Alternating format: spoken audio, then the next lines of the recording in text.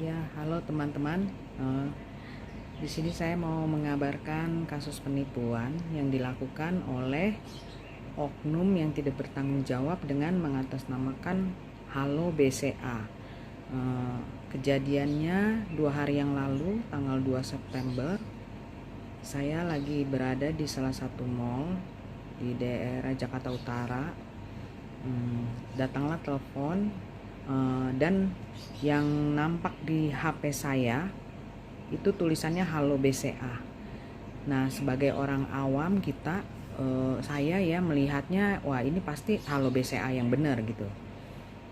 Karena handphone saya sudah saya pasang get contact yang akan menyaring nomor-nomor yang benar sama yang nggak benar, bisa ada penipuan atau enggak, itu bisa kebaca, tersaring.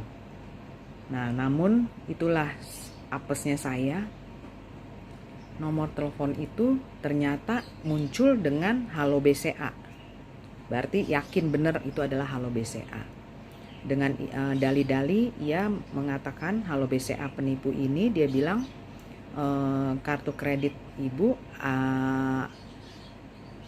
sedang ada transaksi yang nilainya tidak wajar. Jadi kami memberi info kepada ibu apakah benar ibu melakukan transaksi tersebut. Saya bilang tidak, karena kartu kreditnya ada di saya. Dia bilang yakin ada kartu kredit di ibu, coba tolong diperiksa dulu.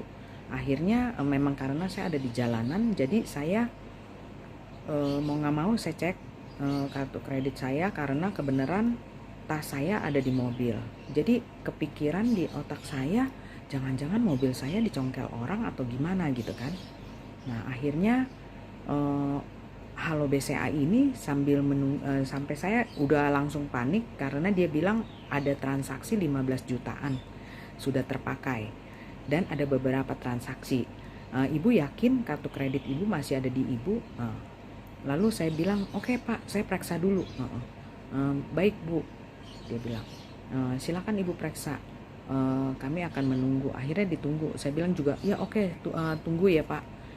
Dalam kepanikan itu saya langsung kembali ke mobil saya periksa, ternyata ada kartu kredit saya. Tapi ini si Halo BCA ini sangat pintar sekali, pandai sekali dia berbicara, dan saya juga sudah yakin bahwa ini adalah BCA yang asli. Lalu dia bilang bagaimana menawarkan untuk pembantuan pemblokiran kartu kredit. Nah, lalu saya bilang, karena saya trauma, takut ada kejadian-kejadian yang seperti teman-teman mengalami ya, banyak orang-orang tertipu melalui kartu kredit yang jebol ya. Lalu saya bilang, oke, saya minta diblokir aja. Nah, lalu Halo BCA penipu ini dia bilang, kami akan memberikan lewat email. Jadi tolong ibu membuka email ibu, dia bilang. Nah, lalu saya udah mundar-mandir, udah bingung tuh ya. Kebenaran saya lagi ada di salah satu toko langganan saya. Langsung saya mampir, saya duduk diam di sana, tapi memang sudah panik. Udah panik dan mungkin sedikit kena dihipnotis juga, saya juga nggak tahu. Pokoknya saya mengikuti apa yang dikatakan Halo BCA penipu ini. Langsung saya mengikuti saran-sarannya, yaitu membuka link, membuka email, dan mengikuti instruksi-instruksi yang ada. Nah, tampilannya adalah sebagai berikut.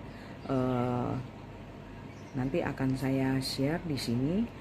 Nah, lalu tanpa curiga sedikit pun, karena semua data yang datang itu persis seperti resminya dari BCA. Kata-katanya semua dari klik BCA dan linknya link BCA. Jadi nggak ada kecurigaan atau sedikit yang aneh gitu. Nah, saya masih terus percaya sampai suatu waktu dia menyuruh saya memasukkan 16 digit angka yang ada di kartu ATM saya. Di situ saya masih sadar, saya bilang, kok kenapa harus pakai nomor kartu ATM? Oh, tidak usah Bu, masukkan saja user ID yang biasa ibu pakai di dalam klik BCA. Nah, terus langsung dia pandu saya, terus saya isi, terus dengan user ID-nya, passwordnya saya isi. Nah, terus dia langsung menyebutkan pencet apply 1. Saya lagi bingung apply 1 apaan. Oh, nggak taunya yang ada di token. Nah, di tokennya saya periksa, saya ambil, saya pencet. Nah, saya sebutin nomornya.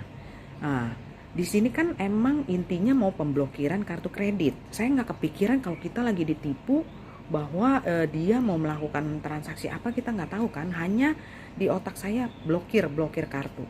Takut nanti terjadi meledak itu nilainya kan. Saya takut. Jadi akhirnya saya lakukan ke satu, lalu dia bilang ini oh ibu belum masuk, sekali lagi bu, sekali lagi, dia bilang sekali sudah. Nah, yang kedua kali, nah yang ketiga kali dia dengan berkata-kata sangat cepatnya dia bilang cepat bu, tinggal selangkah lagi. Nah, di sana kesadaran saya baru muncul. Dalam hati saya, kenapa saya harus memberikan nomor token? Kenapa harus saya berikan nomor? Ini adalah rahasia kepribadian privasi kita. Kenapa harus kita kasih tahu orang? Walaupun itu halo BCA. Langsung sadar saya, langsung saya taruh teleponnya. Ternyata ya memang sedang apes, padahal saya punya sahabat di BCA. Kebenaran pas saya telepon, dia lagi meeting, dia nggak bisa angkat telepon saya, dan saya udah nggak sempat ngetik juga karena handphone cuma satu. Jadi orang itu telepon, saya buka WhatsApp, saya kontak ke teman saya BCA itu, biasanya suka pengecekan ulang ke dia. Tapi memang apesnya saya, dia lagi meeting, dia nggak bisa melayani saya, nggak bisa angkat telepon saya. Mau nggak mau saya jadi melanjutkan percakapan dengan penipu halo BCA ini. Yang terjadi adalah sebegitu saya taruh telepon, teman saya baru telepon saya.